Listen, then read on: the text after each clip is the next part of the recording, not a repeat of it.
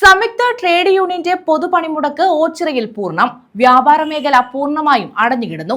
ഓച്ചിറയിൽ village office പ്രവർത്തിച്ചു. സംയുക്ത trade യൂണിയന്റെ നേതൃത്വത്തിൽ ഓച്ചിറയിൽ പ്രകടനം നടത്തി.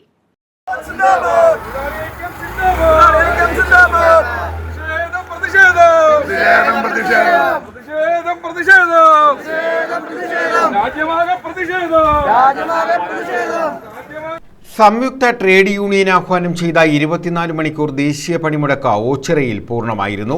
കടകമ്പോളങ്ങൾ പൂർണ്ണമായി അടഞ്ഞുകിടന്നു. സ്വകാര്യ വാഹനങ്ങൾ മാത്രമാണ് അപൂർവമായി നിരത്തിലിറങ്ങിയത്. ഓച്ചിറ വില്ലേജ് ഓഫീസ് തുറന്നു പ്രവർത്തിച്ചു. പ്രകടനമായി എത്തിയ സംയുക്ത സമരസമിതി പ്രവർത്തകർ വില്ലേജ് ഓഫീസ് അടയ്ക്കാൻ ശ്രമിച്ചെങ്കിലും ജീവനക്കാർ പണിമുടക്കിനോട് യോജിക്കുന്നില്ല എന്നറിയിച്ചു. തുടർന്ന് നേരിയ വാഗ്വാദമുണ്ടായെങ്കിലും സമരക്കാർ പിരിഞ്ഞു പോവുകയായിരുന്നു.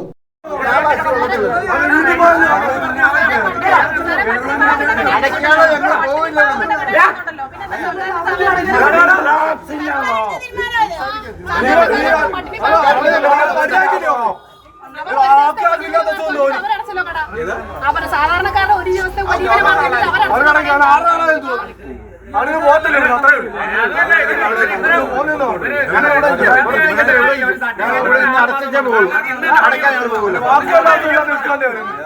പോലീസിന്റെ സാന്നിധ്യത്തിലായിരുന്നു വില്ലേജ് ഓഫീസിന്റെ പ്രവർത്തനം. സംയുക്ത ട്രേഡ് യൂണിയന്റെ നേതൃത്വത്തിൽ ഓച്ചിറയിൽ പ്രകടനം നടത്തി.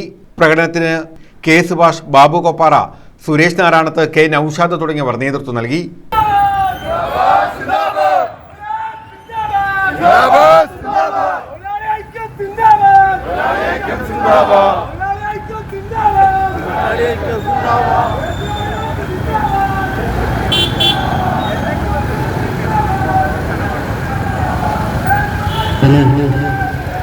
തുടർന്ന് നടത്തിയ യോഗം CPM ജില്ലാ കമ്മിറ്റി അംഗം PB സത്യദേവൻ ഉദ്ഘാടനം ചെയ്തു. ഈ പണിമുടക്കിൻ്റെ പ്രത്യേകത, ഇന്ത്യയിലെ കൃഷിക്കാർ ഈ പണിമുടക്കിൽ അണിനിരന്നു, കർഷക തൊഴിലാളികൾ ഈ പണിമുടക്കിൽ അണിനിരന്നു, ദേശീയ ഗ്രാമീണ തൊഴിലാളികൾ ഈ പണിമുടക്കിലുണ്ട്. ജീവിതത്തിൻ്റെ നാനാ തുറകളിൽ പണിയെടുക്കുന്ന തൊഴിലാളികളോടൊപ്പം ഇന്ത്യയിലെ എല്ലാ ഇടതുപക്ഷ പ്രസ്ഥാനങ്ങളും ഈ ദേശീയ പണിമുടക്കിന് പിന്തുണ പ്രഖ്യാപിച്ചു. എന്തിനാണ് ഇനിയൊരു പണിമുടക്ക് എന്നുവെച്ചാൽ, ജീവിക്കാൻ നിർവാഹമില്ലാത്ത ഒരു രാജ്യമായി നമ്മുടെ ഇന്ത്യ രാജ്യം മാറിയിരിക്കുകയാണ്. ഇന്ത്യ രാജ്യത്തെ ഭരണാധികാരികൾ അവരുടെ ആഗ്രഹം അതിസമ്പന്നന്മാരുടെ ഇന്ത്യയായി ഇന്ത്യ രാജ്യത്തെ കാണണം എന്നുള്ളതാണ്. ദരിദ്രരുടെ ഇന്ത്യ അവർക്കൊരു പ്രശ്നമേ ഇല്ല. മൂന്നാം മോഡി സർക്കാർ അധികാരത്തിൽ വരുന്ന കഴിഞ്ഞപ്പോൾ അവർക്ക് തനതായ ഭൂരിപക്ഷം ഇല്ലാഞ്ഞിട്ടും നമ്മൾ വിചാരിച്ചു ഈ ജനദ്രോഹ നടപടികളിൽ നിന്ന് അവർ പിന്മാറും എന്നൊരു പ്രതീക്ഷയായിരുന്നു രാജ്യത്തെ തൊഴിലാളികൾ കണ്ടിരുന്നത്. ആ പ്രതീക്ഷയ്ക്ക് മങ്ങലേൽക്കുകയാണ്. ആ പ്രതീക്ഷയ്ക്ക് മങ്ങലേൽക്കുമ്പോൾ ആദ്യം ഇന്ത്യയിലെ ഐക്യ ട്രേഡ് യൂണിയൻ ഈ പണിമുടക്കിനെ സംബന്ധിച്ച് ആലോചിച്ചപ്പോൾ BMS-ഉം INTUC-യും അടക്കമുള്ള എല്ലാ കക്ഷികളും ഈ പണിമുടക്കിന് പിന്തുണയായി അണിനിരന്നിരുന്നു. N. അനിൽകുമാർ അധ്യക്ഷത വഹിച്ചു. S. കൃഷ്ണകുമാർ സ്വാഗതം പറഞ്ഞു. ജാഥകളും പ്രചരണ പ്രവർത്തനങ്ങളും ഒക്കെ നടത്തിയിട്ടുണ്ട്. BMS ഒഴികെയുള്ള മുഴുവൻ തൊഴിലാളികളും ജീവനക്കാരും ഇന്ന് രാജ്യത്ത് സമരത്തിലാണ്.